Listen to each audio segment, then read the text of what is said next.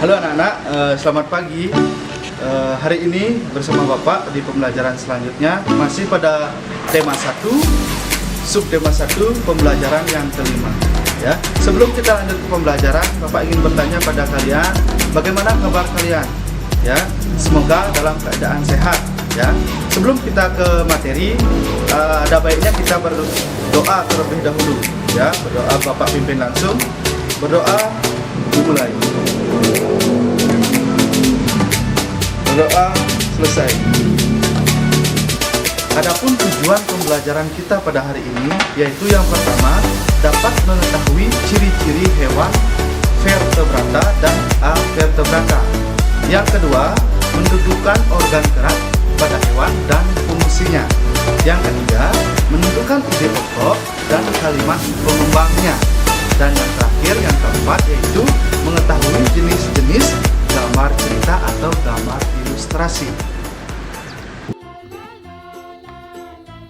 Baik anak-anak, selanjutnya kita kembali lagi belajar mengenai gambar cerita atau gambar ilustrasi. Di mana sekarang kita melihat beberapa jenis-jenis dari gambar ilustrasi. Ada yang pertama, namanya gambar realis, atau pengertiannya gambar yang dibuat sesuai dengan kenyataan atau keadaan yang sebenarnya, yaitu pengertiannya. Yang kedua, ada yang disebut dengan karikatur, yang artinya gambar yang dilebih-lebihkan. Ada perubahan bentuk pada setiap karakternya, itu adalah gambar karikatur. Yang ketiga ada kartun, ya, yang tidak asing bagi kalian, yang artinya gambar yang mengandung humor, ya, biasanya terlihat lucu dan juga mengundang tawa. Yang keempat ada gambar dekoratif, yaitu gambar yang dibuat dengan tujuan menggambar bentuk benda menjadi lebih indah. Ya, itu beberapa jenis gambar cerita atau gambar ilustrasi. Baik anak-anak, sebelum kita lanjut ke materi, Bapak ingin menayangkan sebuah gambar pada kalian. Perhatikan gambar berikut ini. Ya, ini adalah gambar dua hewan yang berbeda, yaitu kelinci dan siput. Kelinci dan siput sama-sama hewan, tetapi gerakannya berbeda. Kelinci bergerak lincah, berlari dan meloncat, sedangkan siput bergerak sangat pelan. Nah, kenapa bisa seperti itu ya?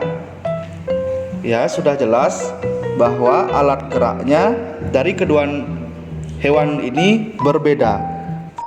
Baik anak-anak, perhatikan gambar berikut ini. Ini adalah gambar hewan siput atau hewan yang tergolong avertebrata atau hewan yang tidak memiliki tulang belakang. Nah, di mana organ gerak dari hewan siput ini adalah kaki, perut dengan bentuk pipih dan lebar yang berfungsi atau fungsi utamanya kaki perut pada siput adalah untuk bergerak dan berpindah tempat. Ya, jadi itu setiap hewan pasti memiliki organ gerak dan fungsinya. Apalagi hewan yang tergolong vertebrata dan hewan yang tergolong avertebrata, pasti organ geraknya berbeda dan fungsinya juga berbeda.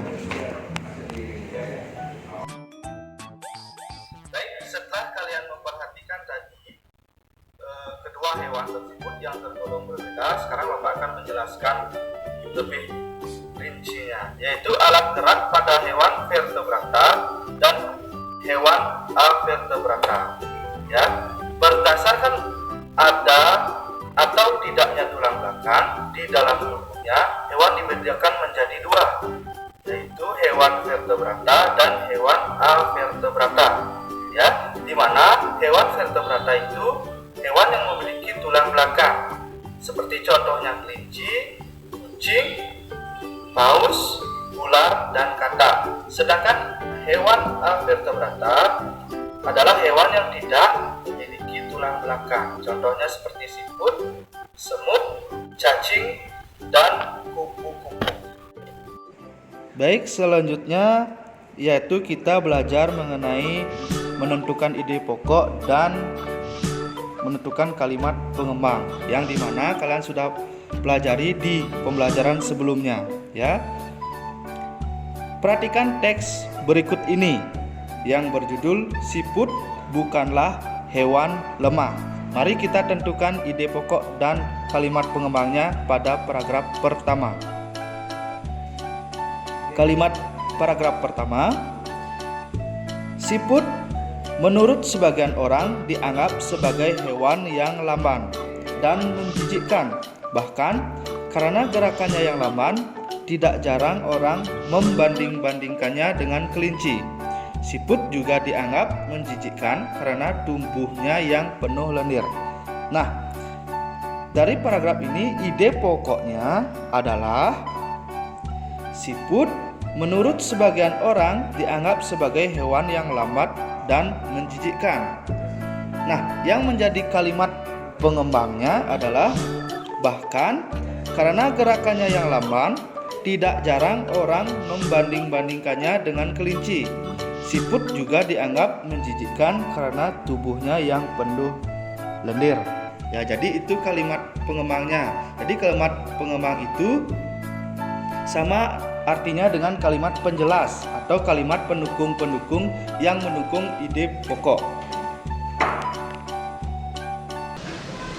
Baik anak-anak, demikian pembelajaran kita pada hari ini, yaitu pada pembelajaran kelima. Bagaimana perasaan kalian? Menyenangkan bukan? Ya, tentunya pasti menyenangkan belajar kita hari ini. Nah, mari kita simpulkan pembelajaran kita pada hari ini. Yang pertama yaitu mengenai hewan vertebrata dan avertebrata, di mana hewan vertebrata itu hewan yang memiliki tulang belakang, sedangkan hewan avertebrata itu hewan yang tidak memiliki tulang belakang. Yang kedua itu mengenai ide pokok dan kalimat pengembangnya yang sudah kalian pelajari. Kalian kedepannya melihat contoh-contohnya seperti apa. Selanjutnya itu gambar ilustrasi atau gambar cerita.